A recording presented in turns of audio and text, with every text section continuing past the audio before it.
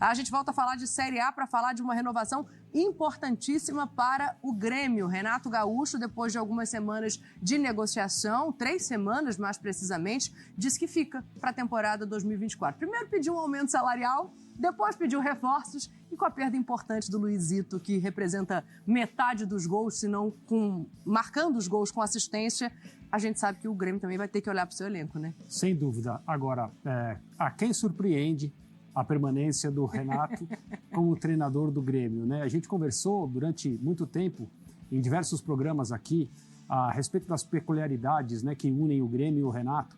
É claro que o Renato pode ser técnico do Flamengo, como já foi, pode ser técnico do Fluminense, como também já foi, com mais sucesso do que quando esteve no comando do Flamengo. Mas alguém imagina o Renato treinando um time de São Paulo, um time de outro estado brasileiro, em Minas, por exemplo? Não é uma coisa que tem muito a ver com a personalidade dele, a forma como ele enxerga o mundo. E eu não estou fazendo absolutamente nenhuma crítica, ele tem todo o direito de ser assim. Então o Grêmio se encaixa na vida do Renato, assim como o Renato se encaixa na vida do Grêmio, por ser quem ele é, por ser uma estátua na frente do estádio do clube e por ter o resultado que ele teve nas outras passagens, e não com o mesmo brilho agora, mas teve também alcançando a posição a qual ele levou o Grêmio na última edição do Campeonato Brasileiro. Aumento de salário, eu não sei quanto ele pediu, mas de fato ele merece. Isso eu posso afirmar. E o Grêmio não poderia ficar sem ele por uma questão financeira. Então não é absolutamente nenhuma surpresa. Esse casamento é algo que agrada aos dois lados de uma forma muito evidente.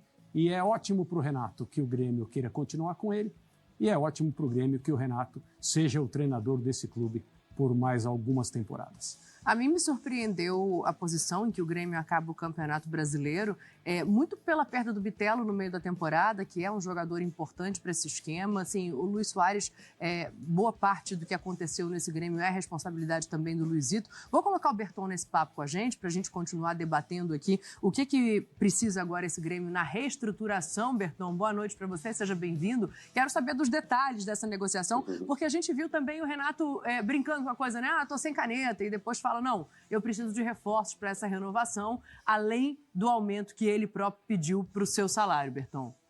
Pois é, Dani, boa noite para você, para o André, para todo mundo.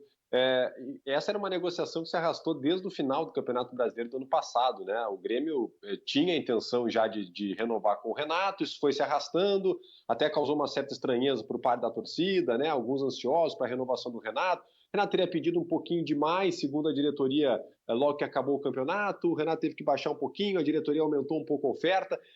E agora, com essa renovação, o Grêmio começa a olhar para frente, começa a destravar algumas negociações que estavam paradas justamente pela não renovação oficial do Renato.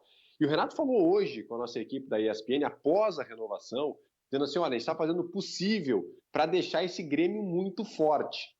Lá na entrevista que a gente fez com o presidente alguns dias atrás, o presidente Alberto Guerra, ele disse que o Grêmio estava com uns 2 ou 3 nomes muito grandes, muito fortes para a próxima temporada. Isso foi confirmado pelo diretor executivo Luiz Wagner Vivian, hoje também, pela nossa produção. E aí a gente lembra aqui alguns nomes que entraram na pauta do Grêmio nesses últimos dias. O Funes Mori, né, o mexicano-argentino, né, joga no México há muito tempo, é um sonho da diretoria ali para a camisa 9. O Di Maria teve uma sondagem do Grêmio, negociação por enquanto não andou. E hoje a imprensa turca noticiou que o Grêmio fez uma proposta por Aboubakar, jogador camaronês, 31 anos de idade, está no Besiktas. Outros times estão interessados no Aboubakar, mas o Grêmio teria feito uma oferta e uma oferta teria agradado, inclusive. Desses times que estão aí à procura do Aboubakar, seria a melhor oferta. Então o Grêmio pensando muito grande para a próxima temporada, quando tem uma Libertadores da América pela frente, vai ficar com o seu treinador, renovou com alguns jogadores, como o Jeromel, o João Pedro, lateral direito, estendeu o contrato do Gabriel Grando, né? O goleiro Kaique também vai permanecer, enfim. O Grêmio já pensando nessa Libertadores, manter parte do elenco, mas pensando muito grande também para jogar Libertadores no próximo ano. Para você arrematar, André, diante das informações que traz Gustavo Berton para a gente. Tem uma coisa interessante, Dani, que é o seguinte. A contratação do Soares foi uma cartada do Grêmio que deu certo em todos os sentidos.